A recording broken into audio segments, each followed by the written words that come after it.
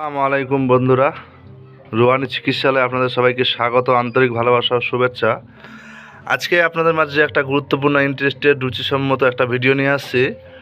অবশ্যই আজকের ভিডিওটা একটা বশীকরণ ক্রিয়া টাইপেরই, তবে আমি বশীকরণ বিদ্যাটা দেব না, আমি দেব হচ্ছে কি মোহিত করা বা আপনার সাময়িক সময় ইনস্ট্যান্ট যাতে রেজাল্টটা সঙ্গে সঙ্গে পারেন সেরকম একটা বিদ্যা বলে দেবো। আর আপনারা অনেকেই আর কি অনেক রকম কমেন্ট করেছেন, তো যাই হোক আমি সরাসরি বিদ্যার সিস্টেমটা বলে দেবো, আমি যেভাবে কাজ করেছি বা করে থাকি। আর আজকে যে বিষয়টা, এই যে এখন আপনারা স্ক্রিনে যে জিনিসটা দেখতে পাচ্ছেন, আসলে অনেকে এই জিনিসটা চিনতে পারবেন, আবার অনেকেই পারবেন না। তো এই যে দেখেন, এটা হচ্ছে এই জবা ফুল। আসলে সামনে অমাবস্যা গেল, তো অনেক সময় অনেক কাজের জন্য লাগে, যারা ফকিরি কাজ করে তাদের জন্য বেশি প্রয়োজন পড়ে। আর গাছ হচ্ছে সত্য, মানুষ তো মিথ্যা, মানুষ তো বাটপার, মানুষ তো চোর। কথা বুঝতে পারছেন? তো কথা এই জন্য বললাম, এখন আপনারা যে আলোচনাটা করতে যাচ্ছে সেটা বুঝতে পারবেন।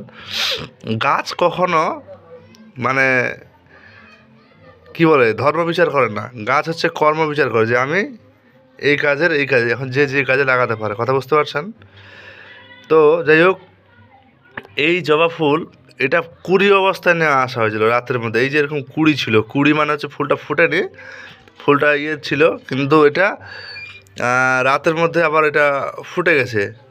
ঠিক আছে, এটা কালকের ফুল, সেম এটাও কালকের ফুল। ঠিক আছে, তো এটার একটা সিস্টেম আছে, এটা যেহেতু ছায়াতে আছে এখন, যার কারণে ফুটেনি, আর রোদে দিলে আবার এটা এরকম করে ফুটে যাবে। কথা বুঝতে পারছেন? এর কিছু বাস্তবিক কিছু টেকনিক আছে, তো এদেরকে জীবিত রাখার জন্য এটা যে দেখেন ভিতরে পানি বা জল যাই বলেন সেটা দিয়ে রাখা আছে।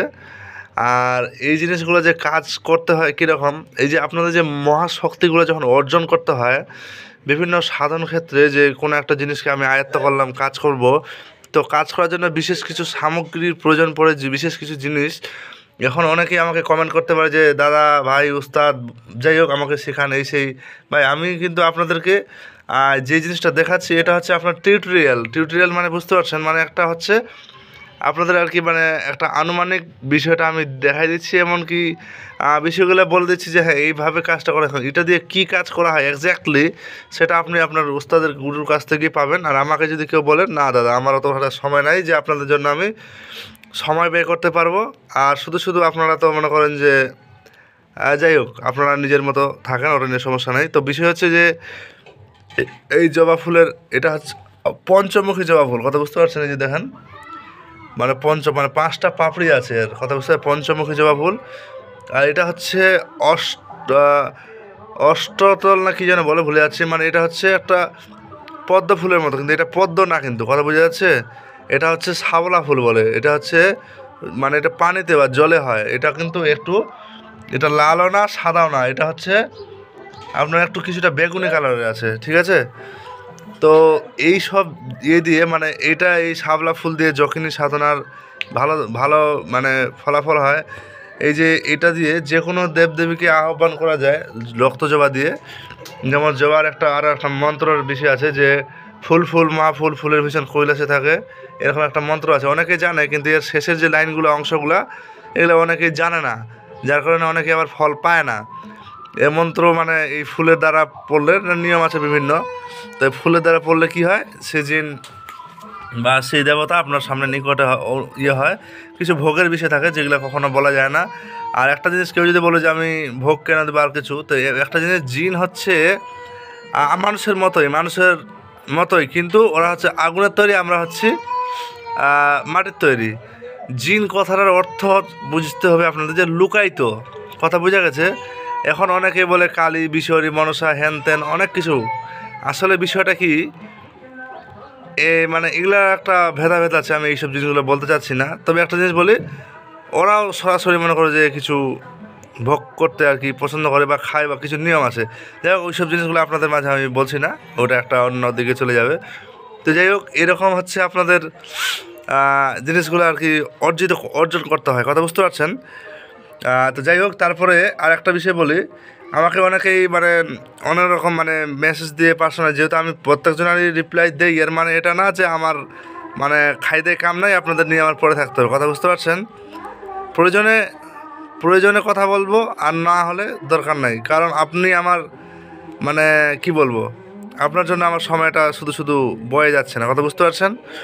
আচ্ছা, এখন আপনার যে বিষয়টা বিদ্যাটা দেবো, ওই যে দেখেন সরাসরি কেতাব থেকে দিচ্ছি। যদি বলেন কেন কেতাব থেকে দিচ্ছি, কারণ আপনাদের সুবিধার্থে। এটার যে একটা কাজ আছে, আমি একান্তই আমার যে শিষ্য আছে তাকে দেব, কিন্তু এর যে আউটসাইড যেটা ইনস্ট্যান্ট রেজাল্ট নেওয়ার মতো সেটা আপনাদের বলছি। এটা দিয়ে বশীকরণ কাজ করা হয়। কেউ যদি বলে হয় না, তোকে হাতে নাতে আমি করে দেখাই দেবো, আর দুটো কানের গোড়ায় দুটো লাথি মারবো। যদি বলেন কেন, কারণ অনেকেই বলে যে মানে কাজ না জানলে কি না ফচর ফচর মারায় বেশি, ঠিক আছে? তো ওইসব জিনিস বলতে আমার প্রস্তুত না। এই যে এটা দিয়ে আপনারা কাজ করতে পারেন। এটার কী নিয়ম, এটা যেমন আছে কস্তুরি ও জাফরান দিয়ে আপনাদের ভোজপাত্রে লিখতে হবে। আপনাদের যে আমল ইলিম ভালো থাকে, তাহলে আপনি তাবিজ লেখা কাগজে লিখলেও কিন্তু কাজ হবে, কথা বুঝতে পারছেন? আর আমার একটু মুখের মানে একটু ভাষার একটু জটিলতার কারণে আমি অবশ্যই ক্ষমা চেয়ে নিচ্ছি। তো ওটা কিছু কয়েক লোকের মানে কারণে আমি বললাম। তো যাই হোক, বাকি বিষয় হচ্ছে এই যে দেখছেন এখানে কিন্তু এই যে লেখা আছে, যেমন লেখা আছে এই যে দেখেন, এরপরে নিচে কিন্তু আপনাদের মাকসাদটা লিখতে হবে, মানে আপনার ইরাদা কিসের জন্য করছেন।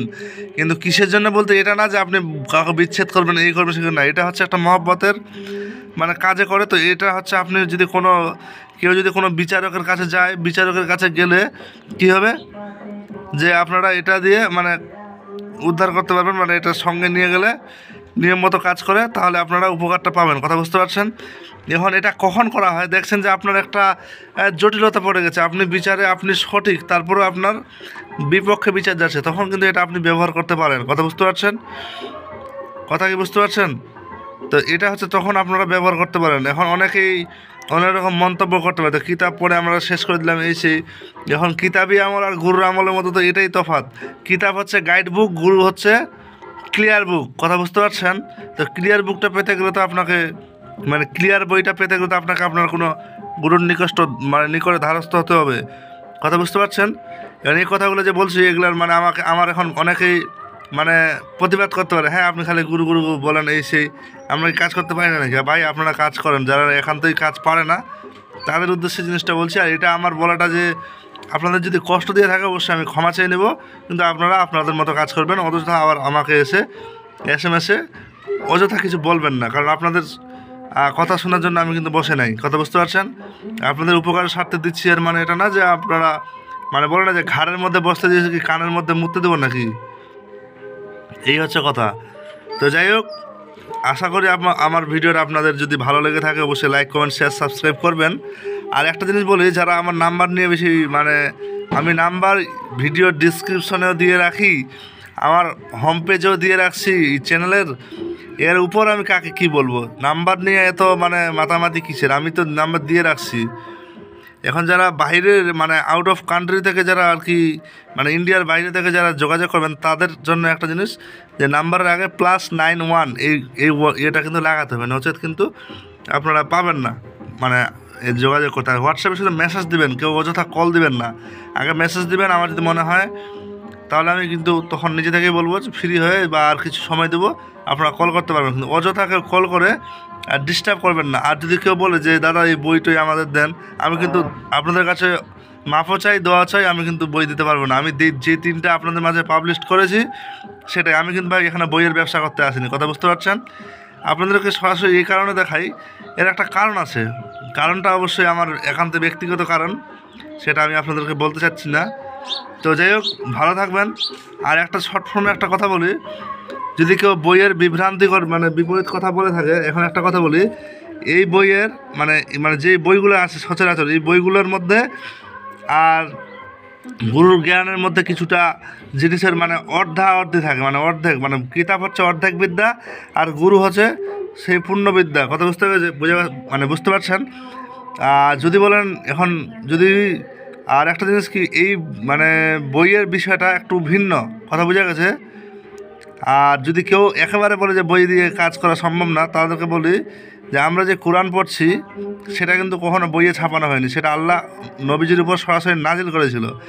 তারপর থেকে তারা গাছের পাতায়, ছালে, পাথরের গুহায় এখানে সেখানে লিখে রেখে তারপরে কোরআনটাকে সংরক্ষণ করা হয়েছে এবং ওটা লিপিবদ্ধ করা হয়েছে। এবং তারপরে আমরা কী করি, হুজুরের কাছে যাই শেখার জন্য, কথা বোঝা গেছে?